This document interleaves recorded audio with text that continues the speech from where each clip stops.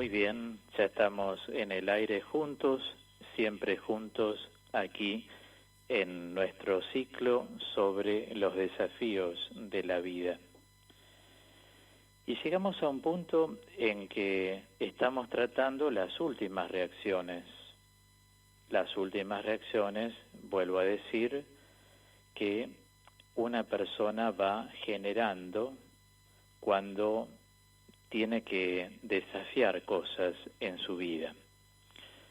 Hago un breve paréntesis para decirles que hay un problemita en la línea del 4600. Entonces, los oyentes que llaman, les pido por favor, si son tan amables, vuelven a llamar y dejan su mensaje para participar de la consigna en el 4651-0193. Repito, 4651-0193. Ese sería entonces ahora la línea para participar de la consigna cómo mantener la integridad de tu persona. Repito una vez más, 4651-0193.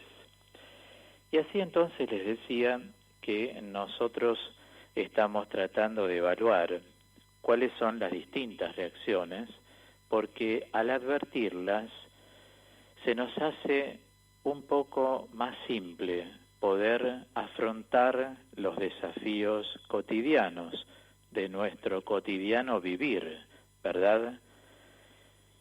Es por eso que cuando muchas veces hay un desafío y la persona se retrae de las situaciones que le han resultado, digamos, desalentadoras o amenazantes, en las cuales piensa que puede fracasar, va alejándose de ellas, lamentablemente no pudo llegar a un logro, debido a que hay ciertamente inconvenientes en su psiquismo.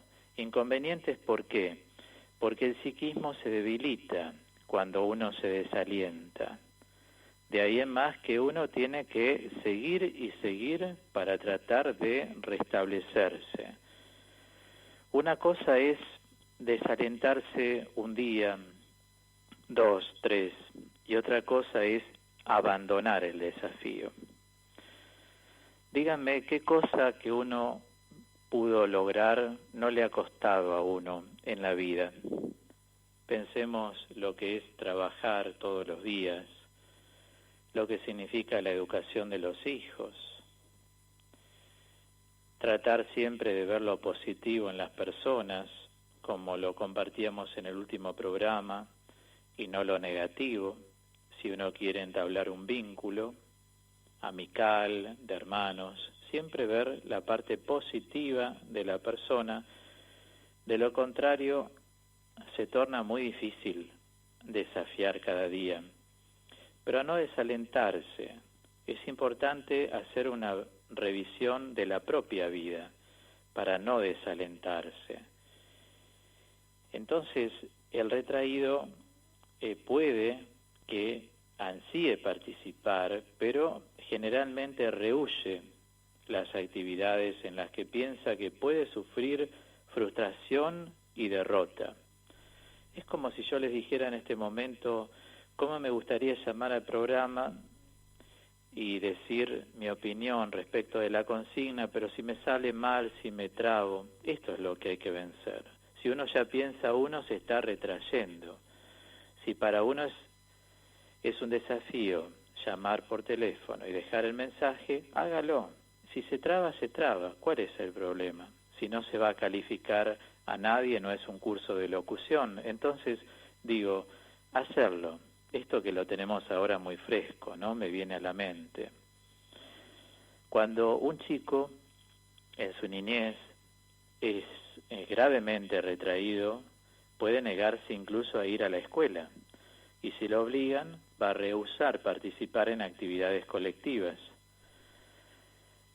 Los maestros suelen señalar muchas veces a los chicos bulliciosos y rebeldes rebeldes, creyéndolos mal ajustados, digamos así, pero en realidad el retraído puede parecer una persona extraña, si se quiere, pero en definitiva hay un trastorno mucho más grave. A la persona tímida y retraída suele no tomársela en cuenta. Esto lo hemos sostenido en el programa. Y justamente uno tiene que salir al encuentro de esa persona que es retraída y tímida, alentarla, llamarla, proponerle actividades, y al decir alentarla es darle fuerza, servir como de empuje para que esa persona lo logre. Doy un ejemplo litúrgico. Muchas veces hay gente que sabe leer, pero no se atreve a leer en público la palabra de Dios cuando llega a la misa. Bueno, decirle hoy no, mañana no, pero prepárate, vamos, adelante. Lo que tenés que hacer es no pensar que te están escuchando otras personas. Vos compenetrate con la palabra y no con la pronunciación o las comas demasiado. Compenetrate con la palabra, así rezás la palabra. Es como los salmos en la vida de cada uno de nosotros. Si nosotros leemos un salmo, no nos internalizamos con el sentido de la palabra, no podemos sostener que estamos rezando. Una cosa es rezar un salmo y otra cosa es leer un salmo. Cuando uno reza, se compenetra con el contenido de la palabra. Y si no lo conocemos, ahora ya desde hace muchos años, pero cada vez más, los biblistas se encargan de poner al costado o en las notas a pie de página el contenido de los salmos, para que uno pueda entender en qué contexto se dijo tal o cual cosa. Hoy quisiera que cada uno de nosotros reflexivamente pueda pensar, por ejemplo, cuándo puntualmente recordás se inició tu proceso de conversión. ¿Alguien recuerda? Seguramente muchos sí. ¿Cuándo empezaron los cambios maduros, ¿no? Estamos hablando en términos de madurez. ¿A partir de qué momento vos te diste cuenta que hoy en mi vida empezó un proceso de conversión según el Evangelio de Cristo? También te ayuda a pensar qué etapas venís atravesando hasta el momento. Por ejemplo, la etapa de la novedad, del asombro. ¿La tenés presente? ¿Cuántas veces Dios te asombra en la vida? Pensemos cada día si en verdad no es una novedad, porque nadie sabe si va a vivir cada día. Eso es novedad. Uno ve el amanecer, si se levanta temprano, el sol naciente, Dios está dando la luz. Llega el atardecer, también siempre es una novedad. Dios me permitió llegar hasta este momento. La entrega de cada uno, pensá en la entrega, si estás atravesando esa etapa donde sentís que te estás donando a Dios. Pensá en el despojo, si todavía estás muy aferrado o aferrada a cosas o estás más despojado interiormente. Recordamos que el apóstol, digamos un discípulo, escribe la carta a los Efesios, un discípulo de Pablo, dice en el capítulo 4 que uno tiene que desvestirse, sacarse las ropas viejas, que sería el egoísmo, la celosía, la mezquindad, y ponerse las ropas nuevas cuando uno está en este proceso de cambio en la vida de Dios. Y las ropas nuevas sería un santo abandono en la divina providencia, no matematizando la vida, 2 más 2 igual 4, porque en Dios nada de eso tiene verdaderamente fundamento. En Dios todo es asombro, entrega, novedad. El despojo también es desvestirte a lo mejor de tus cálculos, todo lo calculabas en la vida muy estrictamente, como si la vida de fe fuera una ciencia exacta, cuando Dios no se deja asir por nadie. Dios no se deja tomar por nadie, ni por nada, ni por ninguna circunstancia. Dios es Dios en sí mismo, no necesita de nosotros para ser Dios. Te despojaste por ahí del rencor, algo muy fresco del Evangelio de hoy, ¿no? No, más que del Evangelio, yo recuerdo también, por supuesto, el Evangelio habló del perdón, pero el libro del Sirácidas, donde se habla del rencor y de la ira. ¿Te despojaste de eso? Recordá siempre que el rencor es afirmarse en la ofensa recibida, siempre pensar que a uno lo ofendieron, que a uno le hicieron tal cosa, y entonces uno se torna rencoroso. En eso gira el rencor. Y la ira, en cambio, es la reacción, es la consecuencia del rencor. Y hoy en el libro del Sirácida escuchábamos, en la palabra de hoy de la misa, el rencor y la ira son cosas horribles, es decir, no te permiten porque te hacen incapaz de perdonar. Entonces el despojo también del rencor, del resentimiento, para ser más de Dios. ¿Qué tal va la santa indiferencia? Que nada tiene que ver con la indiferencia social o de cualquier otro tipo. La santa indiferencia se llama en el lenguaje de la patrística, o sea, de los padres de la espiritualidad, apátheia. Apátheia, ese término griego, justamente es esto. La santa indiferencia consiste en solo en Dios descansa mi alma. Tus expectativas, tus proyectos, nuestros deseos de vivir en Dios, el saber esperar solo de Dios y en Dios. Pero tenemos que estar seguros de que es en Dios, porque hay gente que dice, yo solo espero de Dios, pero en realidad espera de sí misma, porque su lenguaje está plagado de yoísmo. Yo pude hacer, gracias a mí, gracias a mi trabajo que puedo vivir, si yo no trabajara no vivo, pero no piensan, si Dios no me diera salud, no podría trabajar, en un sentido incluso psicológico, no solo físico, ¿no? Todo lo atribuyen a sí mismos, no ven que todo es don de Dios, que uno puede trabajar porque Dios nos da trabajo, uno puede pensar porque Dios nos genera buenos pensamientos, uno tiene ciertas habilidades, a lo mejor para lo que hace, tanto intelectual como laboral, como prácticas, debido a que Dios inspira estas cosas en la mente de sus hijos. Esto es la santa indiferencia, ¿no? Estar un poco más allá de las seguridades humanas. Así sintetizaría lo que es la apátheia. Y también pensemos en estas etapas que estamos atravesando de hombres nuevos, cómo va el santo abandono para que Cristo sea Señor de cada una de las dimensiones de nosotros.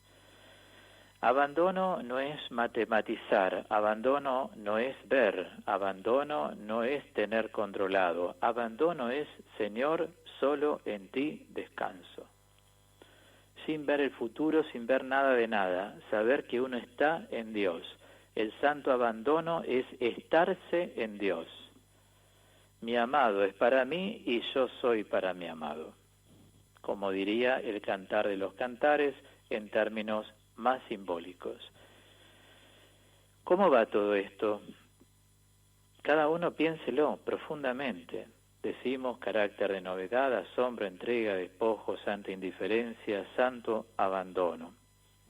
Ahora, siguiendo la figura de Pablo y la reflexión que estoy tratando de generar en cada uno de nosotros frente a los desafíos de la vida, ¿en qué experimentás que podés identificarte? Sentirte llamado por tu nombre de parte del Señor Jesús. Cada uno siente que Jesús está soplando su aliento, pronunciando su nombre. hago un silencio para que cada uno pueda profundizar lo que estoy diciendo en este mismo momento. O sea, cada uno se siente personalmente llamado por Jesús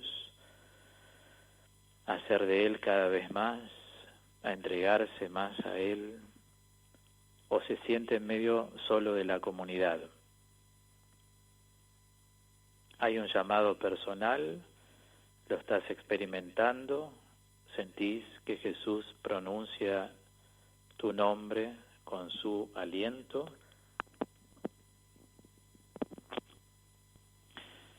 Y también tengamos en cuenta la experiencia de las debilidades. Siempre las debilidades nos ayudan a tomar conciencia de nuestra propia debilidad.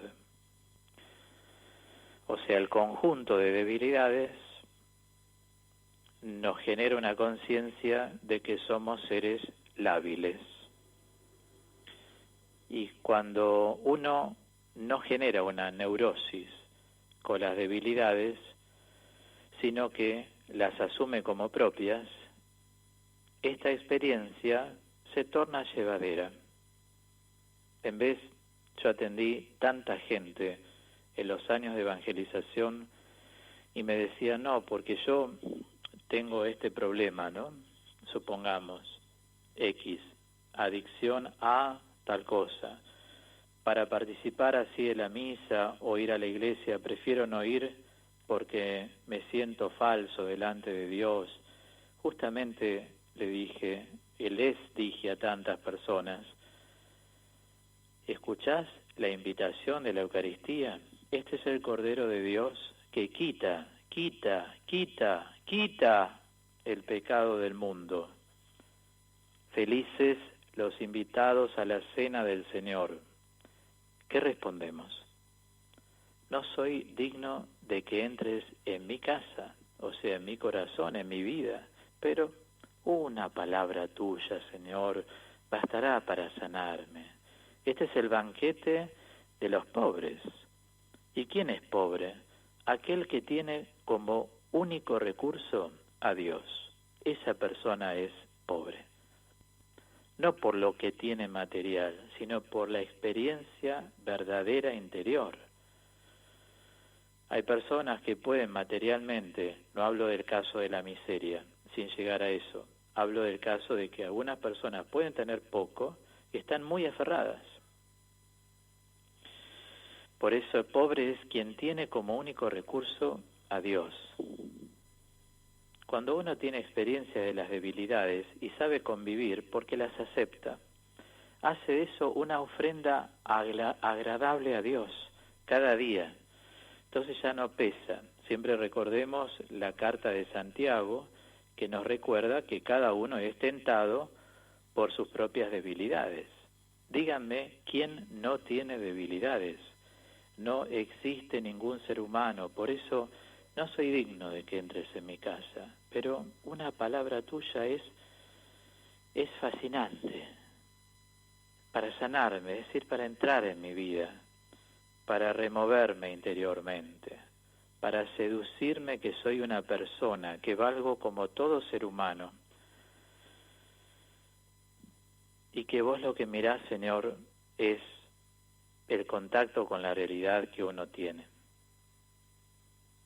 Voy a decir en términos figurativos, entendamos así. Uno puede ser el rey tal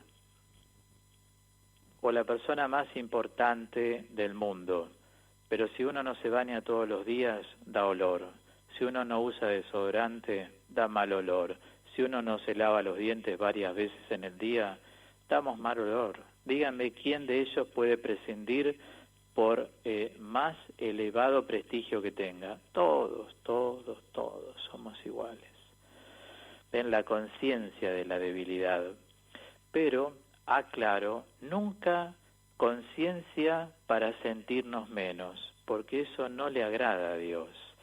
Lo que Dios quiere es que uno conviva con sus debilidades haciendo una ofrenda de ellas a Él, para que Él interactúe con nosotros, pero no en grado neurótico, porque todo lo que es neurosis es represión. Eso no va para superar. Para superar hay que sacar toda neurosis, sacar toda capa. Y un punto más, con esto termino el bloque de hoy. Frente a este camino que estamos haciendo para confrontar los desafíos de cada día, porque sabemos que cada día es un desafío, ¿qué grado de, escuchen bien la palabra, fascinación por la libertad interior tenemos? ¿Amamos ser libres interiormente? Claro, a flor de piel uno va a decir, sí, claro, yo amo ser libre interiormente, pero viene la pregunta que se esboza de esto, ¿pero verdaderamente experimentás la libertad interior? Ahí nos quedamos. Amaría llegar, pero para llegar tiene que generarse lo que en espiritualidad se llama la fascinación por la libertad interior. Fascinación. Recuerden esta palabra. La fascinación es un encanto que el mismo Dios produce en el alma de un creyente en la búsqueda sincera. Cuando uno es auténtico y sincero en la búsqueda de Dios, Él genera una fascinación. Ahí viene el desprendimiento de aquellas palabras de Jeremías 27, me sedujiste, Señor, y yo me dejé seducir.